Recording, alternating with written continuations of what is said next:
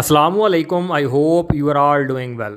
बहुत सारे बच्चे हैं जिन्होंने एफएससी प्री मेडिकल के साथ की होती है, जिन्हें हम मेडिकल के स्टूडेंट्स बोलते हैं। और उनमें से मोस्टली स्टूडेंट ऐसे होते हैं जो बार बार ये सवालात करते हैं कि सर अगर हमने मेडिकल की फ़ील्ड में ना जाना हो तो हम और किस फील्ड में बताएं। तो अगर हम उनको कोई और फील्ड सजेस्ट करें, फॉर एग्ज़ाम्पल बहुत सारे बच्चे हैं जो आईटी की फ़ील्ड में यानी कंप्यूटर साइंस की फ़ील्ड में आना चाहते हैं, तो उनके जहन में सबसे पहले तो सवाल ये पैदा होता है कि सर हम तो मेडिकल के स्टूडेंट हैं, कि क्या हम लोग उनके लिए ये फ़ील्ड ठीक रहेगी या हम उसमें कंटिन्यू कर पाएंगे। इस तरीके से और भी बहुत सारी फील्ड्स हैं। सीए के मुतल्लिक़ भी इसी तरीके के सवालात पूछे जाते हैं।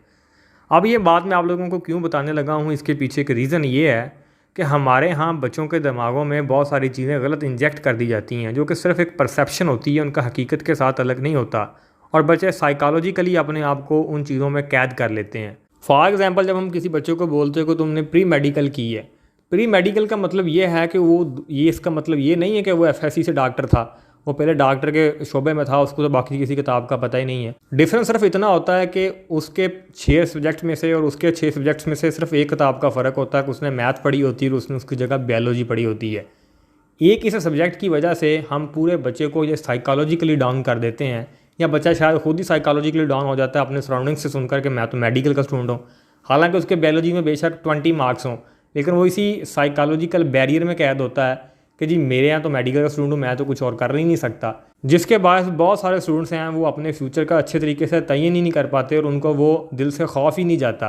अगर वो किसी और फील्ड में चली भी जाएँ तब भी उनके दिमाग में यही रहता है कि हम तो मेडिकल के स्टूडेंट हैं। तो ये बात मैं आप लोगों को बताना ये चाह रहा हूँ कि आप में और जो मैथ वाले स्टूडेंट हैं जस्ट एक सब्जेक्ट का फ़र्क होता है। और यूनिवर्सिटीज़ में जो प्रोग्राम आप लोगों को मेडिकल के प्रोग्राम के अलावा जो बाकी प्रोग्राम आप लोगों को ऑफ़र किए जाते हैं, चाहे वो कंप्यूटर साइंस के हों चाहे कोई भी फील्ड हो, वो इस वजह से ऑफ़र किए जाते हैं कि उनमें से बहुत सारे बच्चे जाके करते हैं और वो कर सकते हैं, इसी वजह से तो ऑफ़र हो रहे हैं। अगर वो कर ना सकें तो फिर क्यों उनको ऑफ़र किया जाए। तो ये वजह यही होती है कि आप लोग कर सकते हो, लेकिन मोस्टली बच्चे चूँकि साइकोलॉजिकली इस चीज़ों का शिकार होते हैं। अब जो फर्स्ट ईयर की मैथमेटिक्स है वो तमाम की तमाम मैथमेटिक्स आपने उसमें से बहुत सारे चैप्टर्स ऑलरेडी पिछली क्लासों में पढ़े होते हैं 9th-10th में। उसमें इतनी कोई ऐसा डिफरेंस नहीं आता कि आपने 11वीं क्लास की जो मैथमेटिक्स है उसमें बिल्कुल कोई नई चीज़ें पढ़ते हैं। उसके बाद एक बाइनोमियल थ्योरम आ जाता है, उसके अलावा बाकी चीज़ें सारी सेम ही चलती हैं। उसके बाद सेकंड ईयर में चीज़ें नहीं आती हैं, जैसे कि जो सबसे ज़्यादा चीज़ नहीं आती है वो इंटीग्रेशन और डेरिवेटिव होते हैं।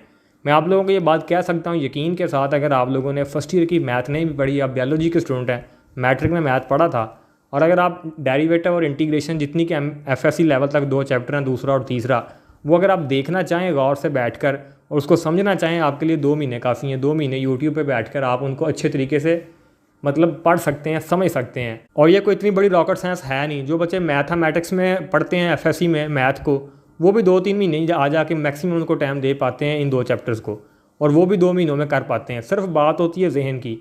तो डेरिवेटिव और इंटीग्रेशन करने के लिए मैक्सिमम है 2 महीने, बहुत ज़्यादा टाइम बोला, बच्चे इसको 1 महीने में भी कर सकते हैं। तो इन शॉर्ट ये तो एक एज होना चाहिए मेडिकल स्टूडेंट्स के पास कि वो उसने तो बायोलॉजी भी पढ़ी है और वो मैथ्स जितनी उसकी उसने छोड़ी है, जो उसने स्किप किया है, वो तो उसको 2-3 महीने में कवर कर सकता है। चलिए अगर आप कवर ना भी करें तो आप यूनिवर्सिटीज़ में जो आपको बेसिक्स मैथमेटिक्स के साथ कोर्स लगवाया जाता है उसमें ही जाकर अगर आप फोकस कर लें, देन भी आप लोगों की वो कमी दूर हो जाएगी। लेकिन मोस्टली बच्चों की कमी इसलिए दूर हो नहीं पाती क्योंकि वो दूर करना नहीं चाहते। वो साइकोलॉजिकली उस ट्रैप में फंसे होते हैं कि हम तो मेडिकल के स्टूडेंट हैं। जैसे मतलब पिछले 10 साल से डॉक्टर रह चुके हैं और अभी उनको कोई और काम करने को बोल दिया गया है। तो मतलब ये जो परसेप्शन है, इसकी वजह से बहुत सारे बच्चे मैं देखता हूँ कि उनके अंदर वो कॉन्फिडेंस ही नहीं आ पाता जो आना चाहिए, और वो भी वो काम कर सकते हैं। मैं ऐसे बहुत सारे स्टूडेंट्स की आपको एग्जांपल दे सकता हूँ और मैं ऐसे बहुत सारे बच्चों को जानता हूँ। बिलखुसूस मेरे ज़ाती स्टूडेंट्स बहुत सारे ऐसे हैं जिन्होंने मेडिकल के साथ किसी और शोबे में, बिलखुसूस कंप्यूटर साइंस के शोबे में गए हैं, और उन्होंने उसके बाद अच्छा एक्सेल किया, उसमें अच्छा सीखा है, और कोई इतनी ज़्यादा फ़र्क महसूस नहीं होता कि ये बच्चा प्री इंजीनियरिंग का था और ये प्री मेडिकल का था। तो लिहाजा ये जो आपने प्री मेडिकल का बाजा बजाना शुरू किया है, इससे थोड़ा काम करें। 14 अगस्त गुजर चुकी है और अपना फोकस करें आप लोग कि आप लोगों ने मेहनत करनी है। मेहनत हर चीज़ का हल होता है। मैं ऐसे आप लोगों को बहुत सारे बच्चे अभी देखने को मिलेंगे जिनकी डिफरेंट सब्जेक्ट्स में डिग्रीज होंगी, केमिस्ट्री में होंगी, फिजिक्स में होंगी, या और तरह की इस तरीके से वो फ्रीलांसिंग कर रहे होंगे। तो जो मेन रीज़न है पीछे वो यही है कि उन लोगों के सर के ऊपर जब आ पड़ी तो उनको कुछ करना पड़ा, उन्होंने मेहनत की और उनको अल्लाह पाक ने कामयाबी दी। तो मेहनत हर चीज़ का हल है। तो लिहाजा आप लोगों को ये माइंड में बात निकालनी है। मेरी वीडियो बनाने का मकसद सिर्फ आप लोगों को, बिलखसूस मेडिकल के स्टूडेंट्स को, इन तमाम ट्रैप से बाहर निकालने का कि आप लोग भी सारा कुछ कर सकते हो। सिर्फ दिल बांधने की बात है, कोई इतनी बड़ी बात नहीं है कि आप लोगों ने अब मेडिकल पढ़ ली है तो अब आपको और बात सारे दरवाजे आप लोगों के लिए बंद है। आप लोगों को चीज़ें कुछ एज ही हासिल होगा। तो लिहाजा आप ओपन हार्ट होके और ओपन माइंड होके आएँ और मिन्नत करें आकर, तो चीज़ें आपके लिए बहुत ज़्यादा फ़ायदेमंद साबित होंगी। वीडियो अच्छी लगी तो वीडियो को लाइक कीजिएगा, चैनल को लाजमी सब्सक्राइब कीजिएगा। Thank you.